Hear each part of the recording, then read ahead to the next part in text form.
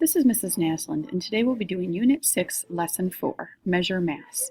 Our learning targets for today are, I can recognize metric unit of mass, and I can measure the mass of objects using metric units. So we're going to start first today with the basic unit of mass, which is grams. So you'll notice that in the middle of our chart now is grams, and mass is really how much something weighs. Okay, so we're looking at weight today. And again, now we just pretend that this first unit is mass. And the cool thing is, just like before, our prefixes stay the same, but we're going to just put grams at the end. So now it's decigrams, centigrams, milligrams, appears decagrams, hectograms, and kilograms. And they go up by units of 10, multiples of 10, just like they have in the past. So let's try it. How many milligrams are equal to 1 gram? So again, I'm going to write my 1, pretend that my decimal point is right behind it, okay, because it's a whole number, and I want to go to milligrams, so I count my steps. 1, 2, 3 steps to get to milligrams. So I'm going to go 1, 2, 3, add my zeros, and I end up with 1,000 milligrams are in 1 gram. All right. Now, how many grams are equal to 1 kilogram? So I'm going to write kilogram, put my 1 right here, and I find kilogram on my chart right up here, and I count my steps, and then add my zeros. So go ahead and try that one on your own. Let's see how you do. All right, let's count 1, 2, 3 to get to grams. So again, I'm going to go 1, 2, 3. 1, 2, 3. So we end up with 1,000 grams fits into 1 kilogram. But this next one says, here's a picture of a cubic centimeter. You know that 1 cubic centimeter can hold 1 milliliter of water. If you could weigh that amount of water, is this mass? The mass would be 1 gram. So if you weighed the water in that 1 little cubic centimeter, it would be 1 gram. Is the gram a small or large amount of water? So is 1 gram a small amount or a large amount? Explain your thinking. Well, it's going to be a pretty small amount, right? Because if you fill that with water, that's just a teeny little bit. That definitely wouldn't even be enough to give a sip and be enough water. So that's a small amount of water. A gram, this middle part, is pretty small, okay? Another common metric unit of mass is a ton, and it's equal to 1,000 kilograms. So it's way over here. 1 ton is equal to 1 kilogram. How many grams are in a ton? So again, it's 1 kilogram, which is a ton, and we want to figure out how many grams are in it. So I'm going to write my 1, and then we're going to count our steps. So we're at kilograms, and we want to get down here. So we're going to go 1, 2, 3 to get to grams, so 3 steps.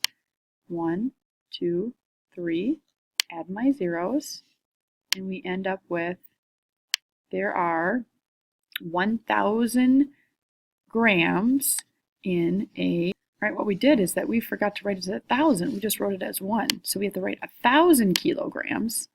Sorry, that was confusing. Write 1,000 kilograms, and now we do our steps. We're in kilograms to grams, and we go 1, 2, 3, and I add 3 more zeros onto my number. This is how many grams are in 1,000 kilograms. 1, 2, 3, 1, 2, 3, a million.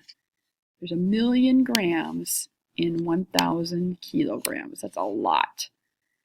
Why is this very large unit of mass useful? Why would we need to be able to measure really large things? And the answer is because sometimes we need to measure really big things, and it's easier to work with if the numbers aren't, really, really, really, really, really, really big.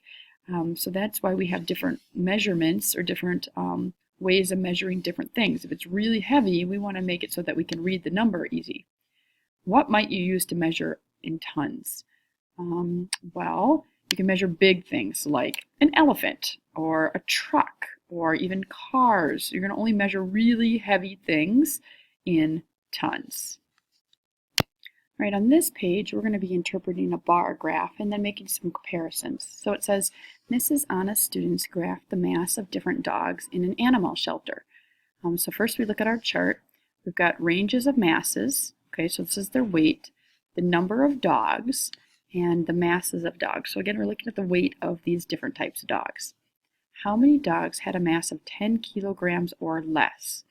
So look at my chart here, and I find 10 kilograms or less. And how many dogs?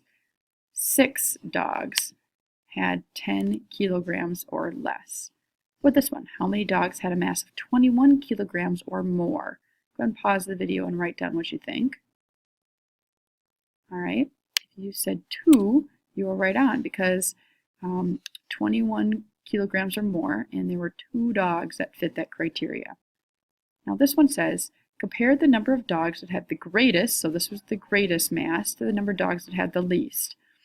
Write a comparison as many ways as you can. So remember, our comparison problems are thinking, okay, how do I compare these numbers? So what I like to do is I like to take my smallest number, which in this case was 2, and I want to say how many times does it take for me to get to my bigger number, which in this case was 6. So how many times bigger is this 6 than this 2? So I think to myself, 2 times what equals 6? And the answer is 3.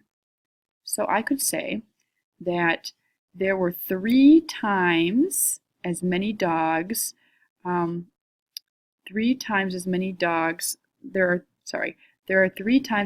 big dogs as there are of these 21, there are 3 times as many small dogs with 10 kilograms or less than there are of the big 21 kilograms or more dogs. Okay, so yes, 3 times as many dogs were in the lowest mass group as were in the highest mass groups.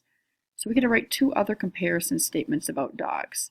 So we could do something like, let's just try one more here. Let's compare maybe these 11 to 12 kilogram dogs to this 10 kilogram or less dogs.